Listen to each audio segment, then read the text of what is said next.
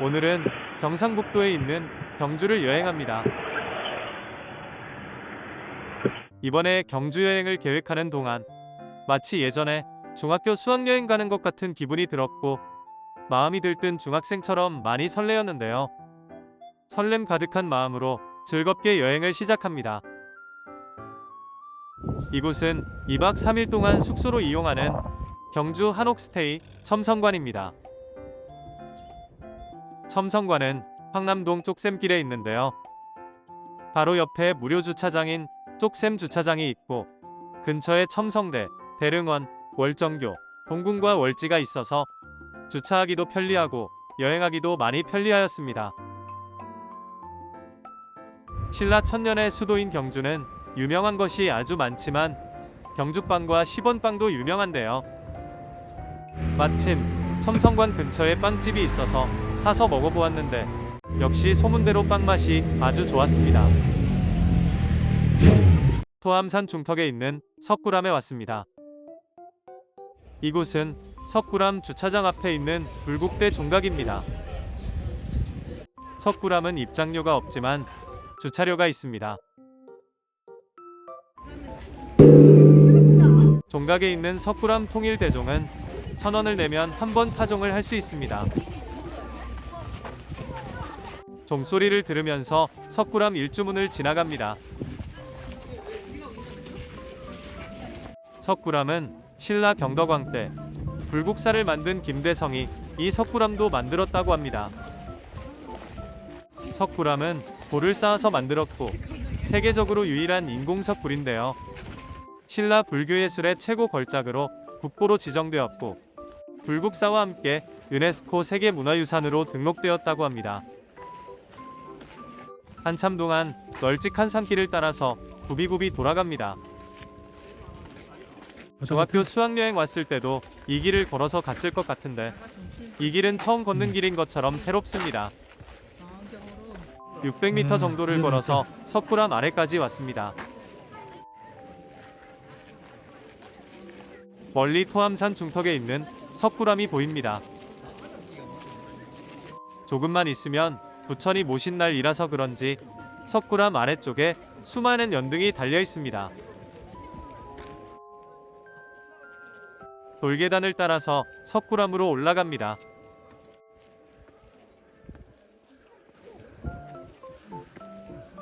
드디어 석굴암 바로 앞까지 왔습니다. 이곳이 석굴암입니다. 석굴암은 사진 촬영 금지이기 때문에 카메라를 끄고 들어갑니다. 석굴암 홈페이지에 있는 석가열의 불상 사진입니다. 웅장하고 인자한 부처님의 모습은 신비로움의 깊이를 더해주고 모든 사람들에게 자비로움이 저절로 전해질 듯합니다. 석굴암은 습기와 바람에 의한 문화재 훼손을 막기 위하여 1976년부터 유리벽을 통해 부처님을 볼 수 있는데요. 부처님 오신 날에만 유리벽 안쪽을 돌아볼 수 있다고 합니다. 이곳 석굴암에서 멀리 동해바다가 보인다고 하는데요. 아련하게 보이는 것이 바다인지 하늘인지 구분이 되지 않습니다. 석굴암 아래쪽에 있는 감로수 물소리가 아주 시원합니다. 이곳은 토암산 서남쪽에 있는 불국사입니다. 불국사도 입장료는 없지만 주차료는 있습니다. 불국사 일주문으로 들어갑니다. 불국사는 신라 경덕왕 때 김대성이 지은 사찰인데요. 유네스코 세계문화유산으로 등록되었고 석굴암과 함께 경주를 대표하는 곳입니다. 일주문 안쪽에 100년이 넘은 관음송이 보이고 반야연지 연못도 보입니다. 계단을 오르면 천왕문이 보입니다. 무서운 얼굴의 사천왕이 지키고 있는 천왕문을 지나갑니다. 초록초록한 나무와 풀잎이 싱그럽습니다.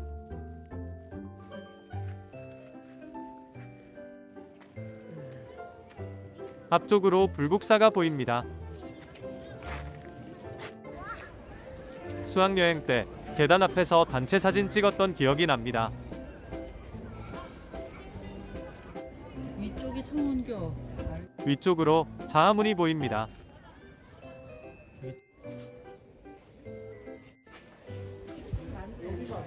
자하문은 부처님이 계시는 대웅전으로 통하는 중문입니다. 자하문 밑에 34개의 계단이 있는데요. 위쪽 16계단은 청운교이고 아래쪽 18계단은 백운교입니다. 신라시대에는 이 다리 밑에 연못이 있었다고 합니다. 청운교와 백운교는 다리 밑에 일반인 3개와 다리 위에 부처 3개를 연결해주는 상징적인 다리라고 합니다. 다리 옆 잔디밭에 이름 모를 새가 먹이 삼매경에 빠져 있습니다. 뭔가 뿔이 있어. 자하문 옆에는 범영루라는 누각이 보이는데요. 이곳은 경전을 보관하였던 곳이라고 합니다. 자하문 옆쪽에 있는 돌길을 따라서 불국사로 들어갑니다.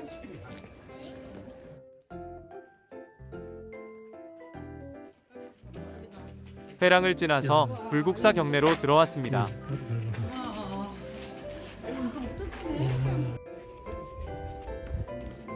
이곳이 불국사 대웅전입니다. 대웅전은 부처님을 모신 법당입니다. 대웅전 앞뜰에는 그 유명한 석가탑과 다보탑이 있습니다. 그런데 기억하고 있던 것보다 탑들이 커서 깜짝 놀랐습니다.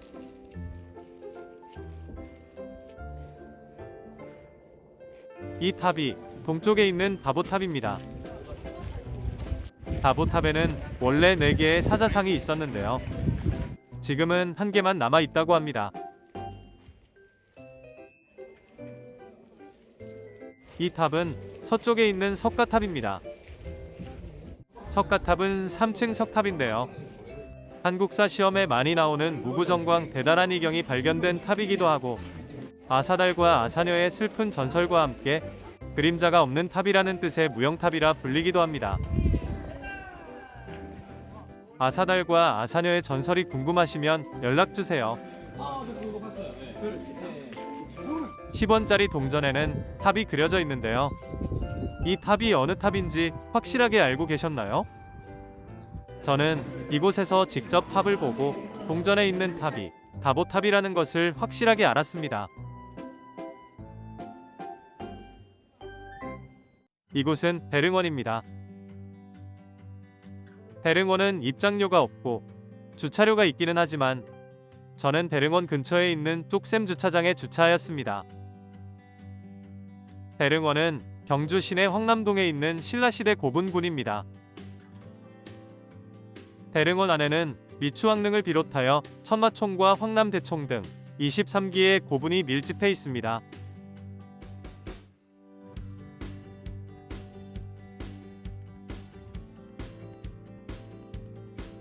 대릉원으로 들어갑니다.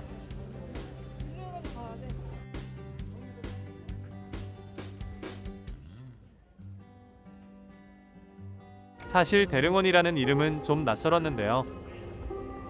대릉원 안에 천마총이 있다는 이야기를 듣고 수학여행 때 왔던 곳이라는 것을 알게 되었습니다. 대릉원은 전체가 아름다운 공원으로 조성되어 있어서 고분 사이로 산책을 즐길 수 있는 곳이라고 합니다. 대릉원으로 들어오면 바로 미추왕릉이 있는데 미처 알지 못하여 들리지 못하고 그냥 지나쳤습니다.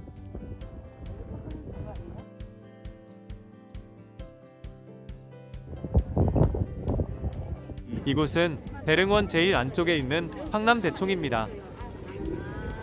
황남대총은 대릉원에서 가장 규모가 큰 고분인데요.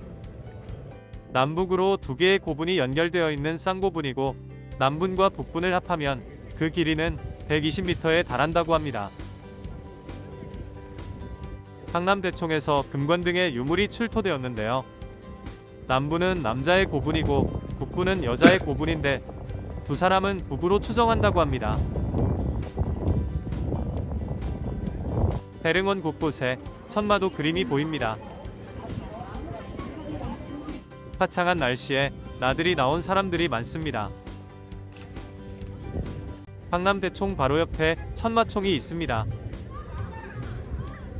대릉원은 입장료가 없지만 천마총은 입장료가 있습니다.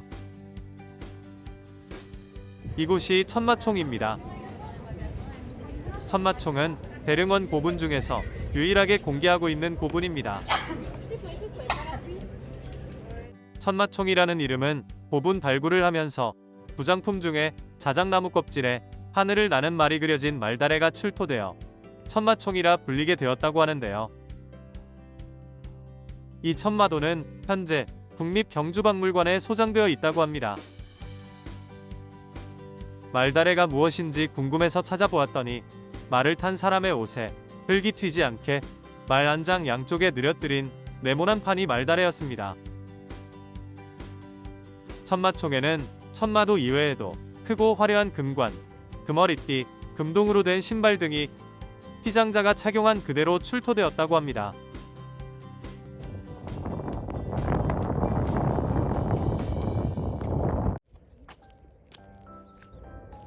이곳은 경주 시내 인왕동에 있는 첨성대입니다. 첨성대도 입장료가 없는데요. 주차는 첨성대 앞쪽에 있는 쪽샘 주차장에 하였습니다. 첨성대는 신라 선덕여왕 때 만들어졌고 동양에서 가장 오래된 천문 관측대입니다. 신라인들의 높은 과학 수준을 보여주고 돌 하나하나의 고도에 상징적인 의미가 담겨 있는 귀중한 문화재입니다. 첨성대는 기단 위에 30cm 높이의 돌을 27단으로 쌓아 올렸고 꼭대기에 우물 정자 모양의 사각형 돌을 올렸다고 합니다. 그리고 이번에 새롭게 알게 된 사실이 있습니다. 첨성대는 남동쪽으로 난창을 중심으로 아래쪽은 자갈과 흙으로 채워져 있고 위쪽은 정상까지 뚫려서 속이 비어 있다고 하는데요. 첨성대의 절반이 채워져 있으리라고는 꿈에도 생각하지 못했기 때문에 그 이야기를 듣고 정말 놀랐습니다. 옛 기록에 의하면 사람이 가운데로 해서 올라가게 되어 있다고 하였는데요. 바깥쪽에 사다리를 놓고 창을 통해 안으로 들어간 후에 사다리를 이용하여 꼭대기까지 올라가서 별을 관측했던 것으로 보인다고 합니다. 정말 대단한 문화재인 것은 틀림없는 것 같습니다.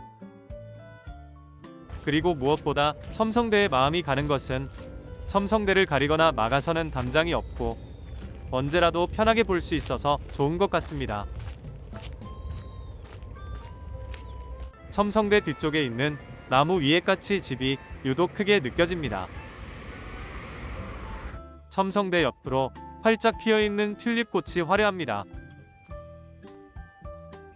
밤이 되니까 첨성대가 더욱 빛이 나고 돋보입니다. 오늘도 경주에서 아주 알차고 즐거운 하루입니다.